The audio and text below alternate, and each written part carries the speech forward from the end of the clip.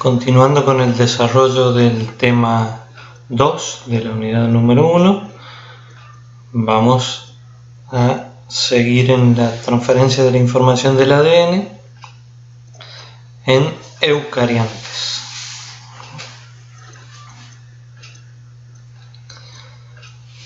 Recordando que cuando hablamos de transcripción en general, hablamos de formación de ARN.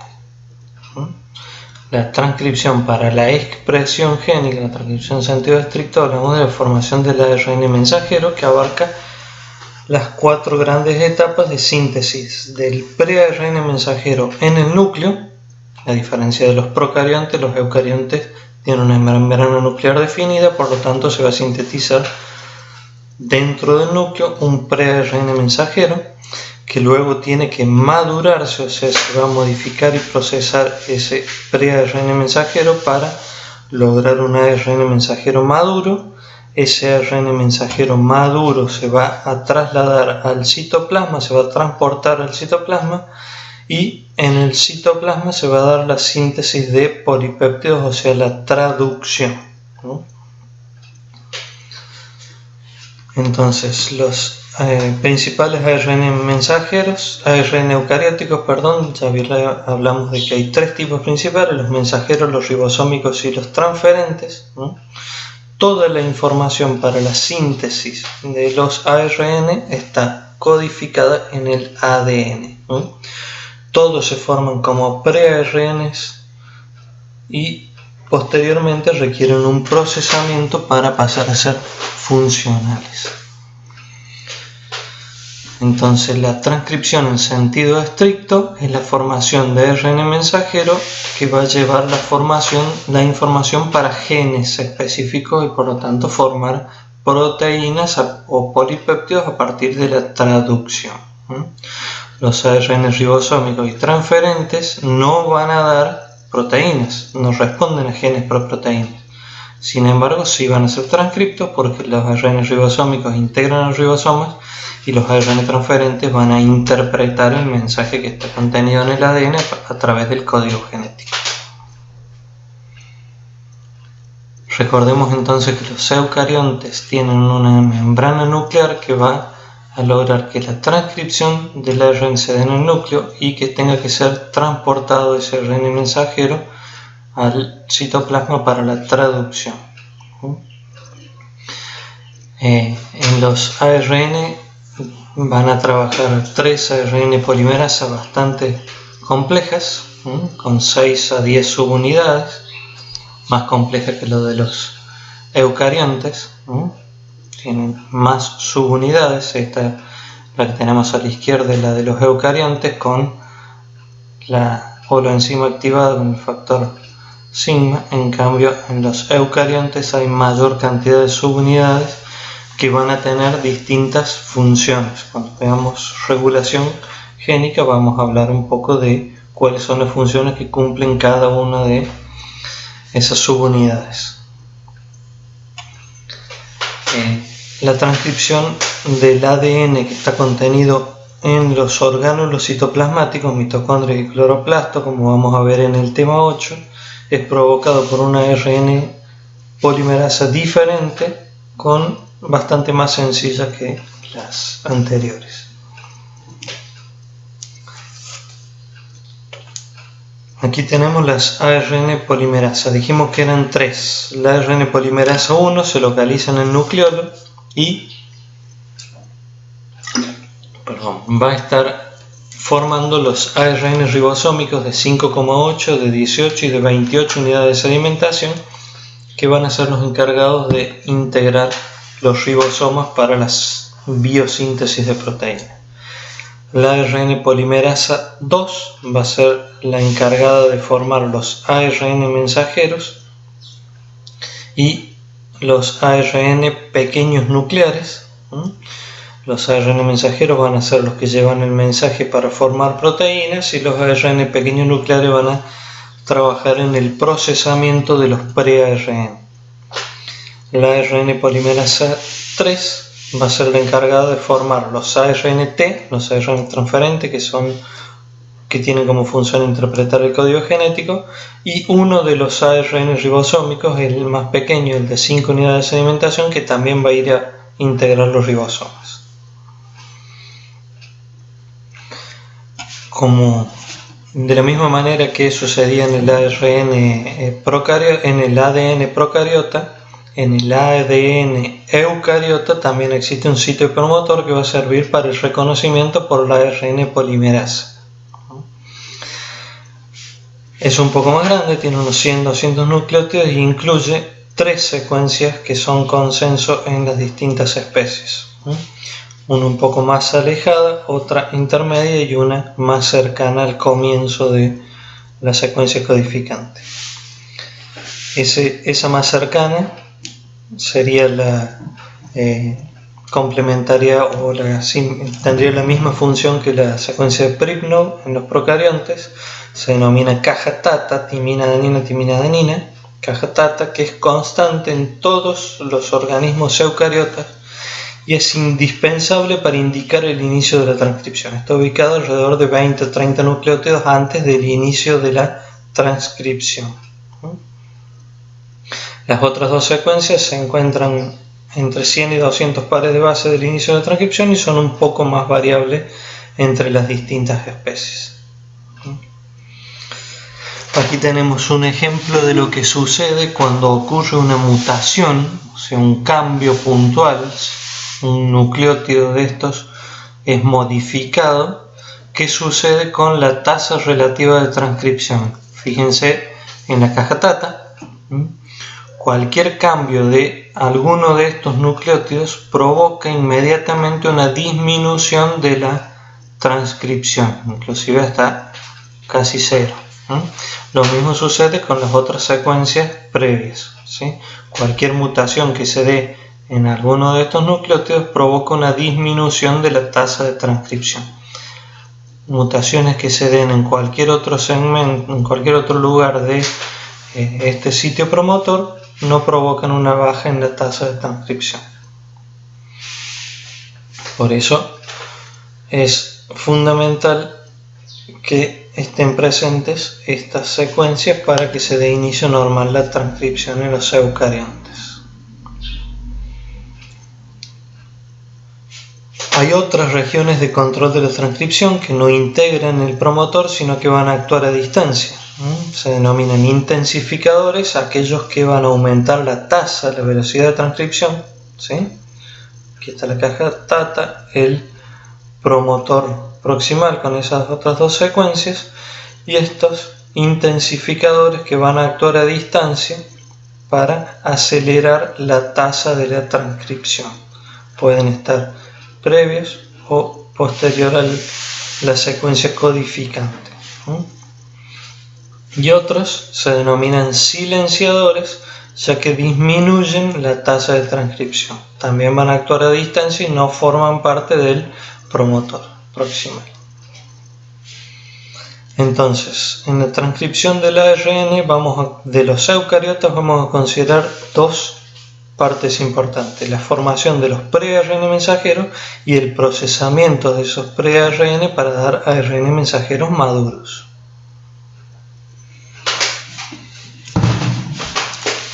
En la formación del ARN mensajero dentro del núcleo se van a formar, como dijimos, ARN que son inmaduros, se les denomina transcriptos primarios, ¿sí? ARN mensajeros, transcriptos primarios, son largos precursores que son inactivos, ¿sí? Por eso se les denomina pre-ARN mensajero.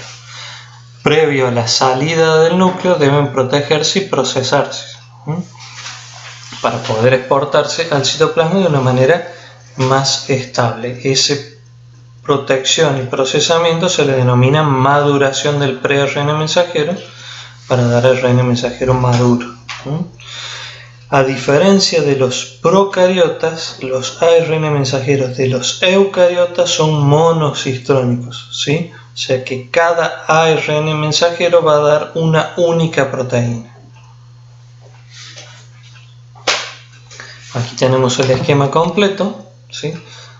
En el núcleo está contenido el ADN y a partir de la transcripción de ese ADN se forma el transcripto primario, ese pre-ARN mensajero, que luego es procesado dentro del núcleo para dar el ARN mensajero maduro, que va a ser transportado al citoplasma y traducido en la maquinaria del ribosoma para formar el polipéptido.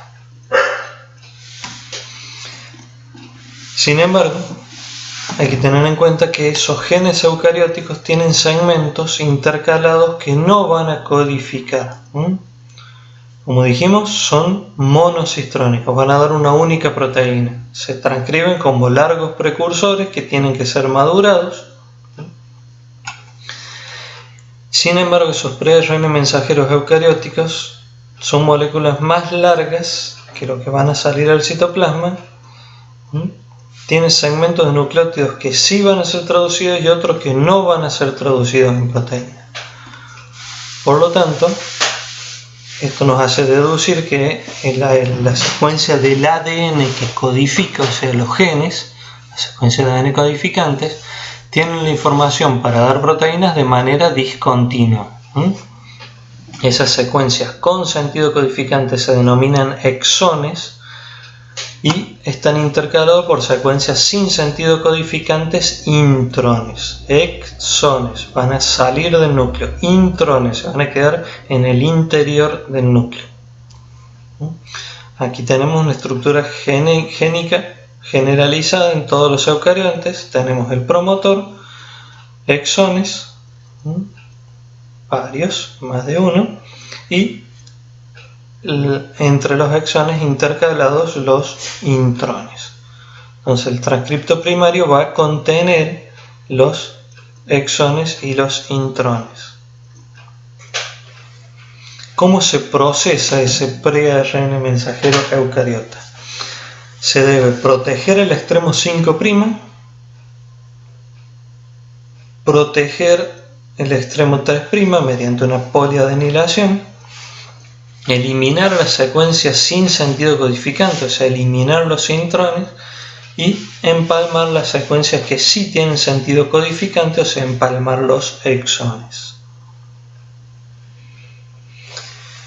El extremo 5', como dijimos, tiene que ser protegido. ¿Cómo se protege? Se bloquea con un capuchón, se le denomina CAP, de 7-metilguanosina que está unido por puente pirofosfato que se agrega post-transcripción, ¿sí?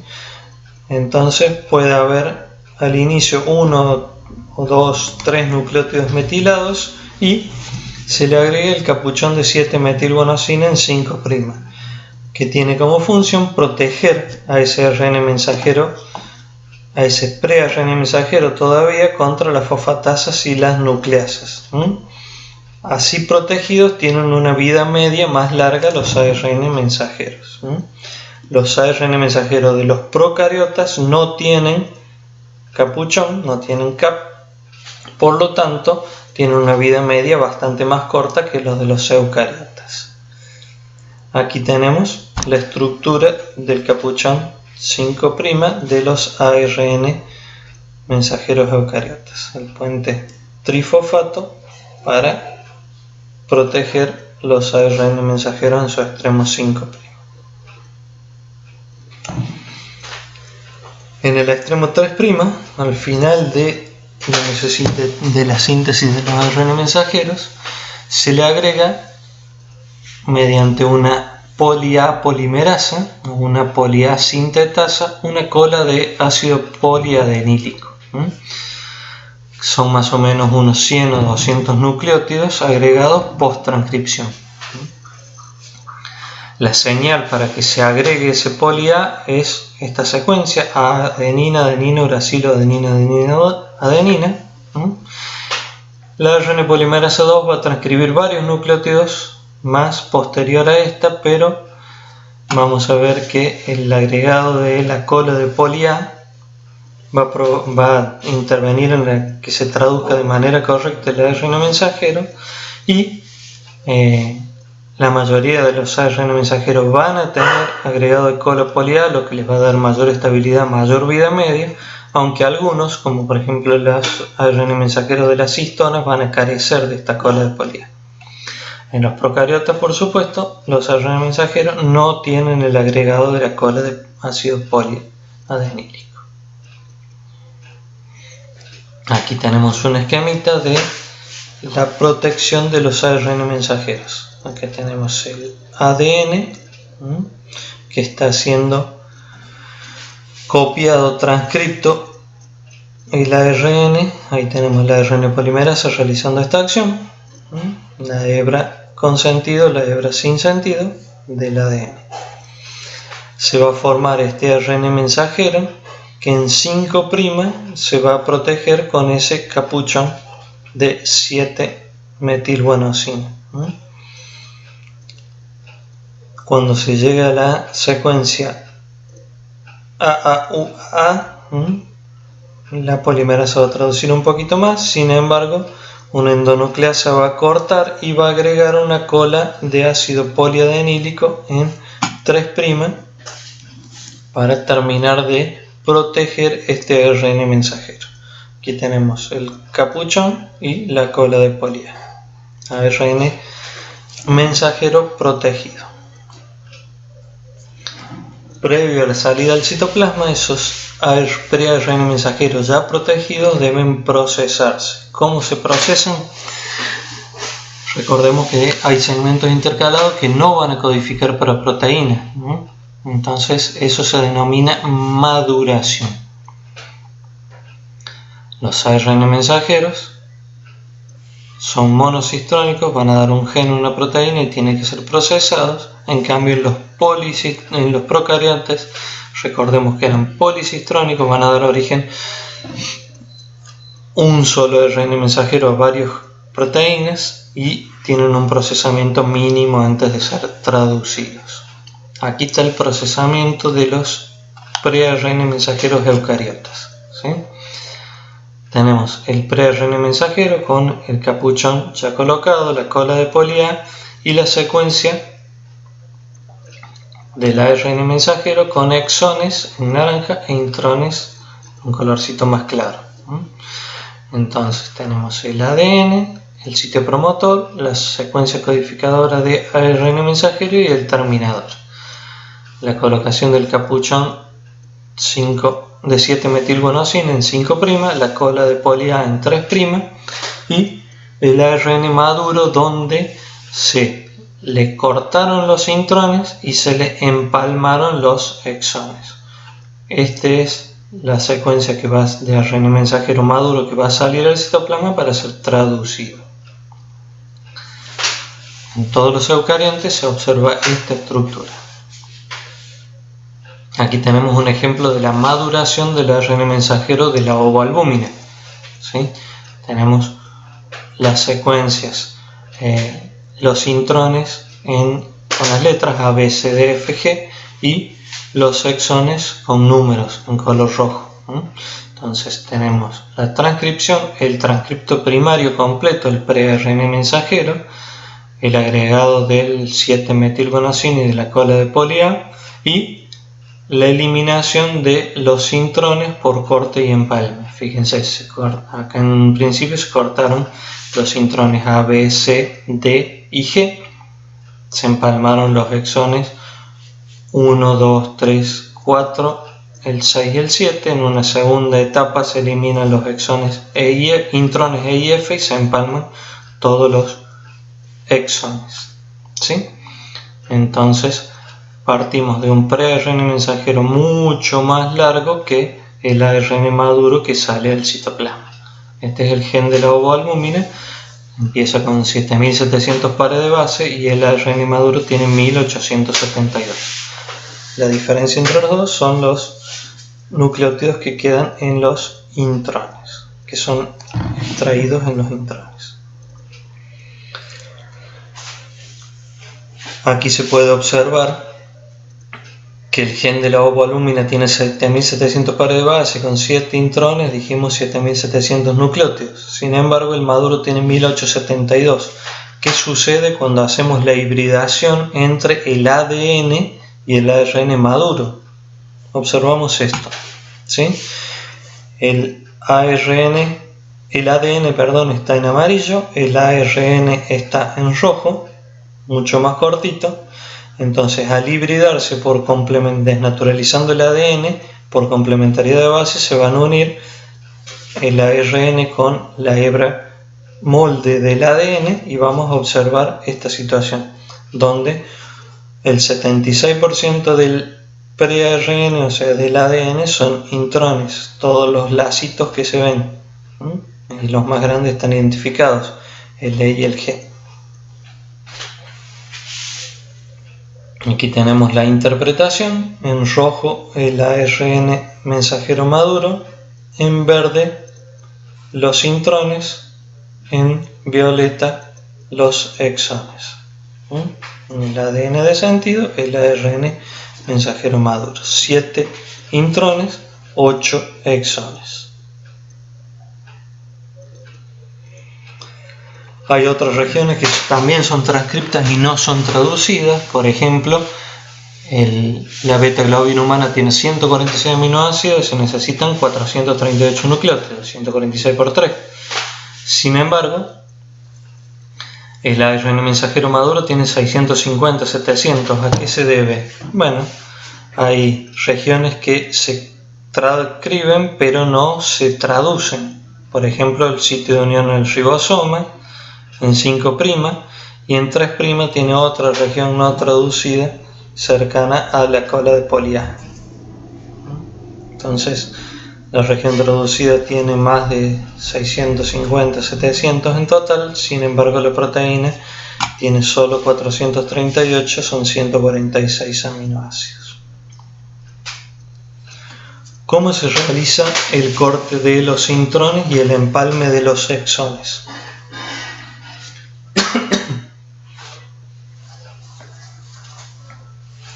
Aquí tenemos secuencias de exones de intrones, de distintas especies. Todas, fíjense que comienzan con guanina y uracilo y todas terminan en adenina guanina. Tienen secuencias consenso de inicio y de fin de cada intrón. ¿Qué va a permitir eso? Todos los intrones empiezan en 5' con guanina y uracilo y en 3' terminan con adenina guanina. Aquí tenemos el ejemplo del pre-ARN mensajero, donde están las secuencias intrones que comienzan con GU y terminan con AG. Se adicionan los dos capuchones y se remueven los intrones para dar el ARN mensajero maduro. ¿Cómo se hace ese corte y empalme? Gracias a esas secuencias inicial y final de cada intrón. Se va a formar un bucle, se va a formar un complejo de corte y empalme que se denomina splesiosoma. Splesiosoma en inglés no tiene una traducción correcta al castellano, se le denomina splesiosoma. Ese splesiosoma es el complejo de corte y empalme y aquí es donde actúan los ARN pequeños nucleares. Recuerdan que la ARN polimerasa 2 transcribía los mensajeros y estos ARN pequeños nucleares. Vamos a ver cuál es su función. Hay varios, los ARN pequeños 1, 2, 4, 5, 6, cada uno va a tener una función específica y van a servir para reconocer estas secuencias de inicio y de fin de los intrones. Los ARN pequeños nucleares tienen bases complementarias que van a parear con esas secuencias inicial y final de los intrones y van a formar un lazo inducido por, en este caso, el ARN pequeño nuclear 2. Los otros ARN pequeños nucleares van a catalizar la formación de ese splesiosoma y se va a producir el corte enzimático de los intrones y el empalme de los exones. Acá tenemos el esquemita: un exón y entre medio un intrón. El ARN pequeño nuclear 1 reconoce esas secuencias inicial y final del intrón y forma el lazo. el ARN pequeño nuclear 2 colabora en la formación de ese lazo y los demás realizan el corte del intrón y el empalme de los exones. Aquí tenemos la secuencia como para que podamos ver este ARN pequeño nuclear que tiene secuencias complementarias a la de inicio y de fin del intrón. Entonces forman ese lazo y los otros ARN pequeños nucleares van a cortar y empalmar los exones. Así se ve en una fotomicrografía ese esplesiosoma. Entonces, para resumir, el gen eucariótico tipo U ideal tiene una secuencia promotora bastante más grande que en los procariontes. Puede haber intensificadores y silenciadores actuando a distancia para este gen. La información en el ADN está de manera discontinua, tiene exones intercalados con intrones que se van a transcribir de manera completa. Cuando se dé la transcripción se forma el pre-ARN mensajero. Ese pre-ARN mensajero tiene que ser maduro, tiene que ser protegido con el 7-metilguanosina y la cola de poli-A. Tiene que ser madurado, o sea, cortar los intrones y empalmar los exones para formar el ARN mensajero maduro, que va a tener una única señal de inicio y de fin de la traducción para dar una única proteína. Por lo tanto, es monocistrónico. Una sola proteína a partir de un solo gen. Bueno, esto fue la transcripción en los eucariontes. En el siguiente video vamos a trabajar sobre la transcripción de los otros ARN, los ARN ribosómicos y los ARN transferentes.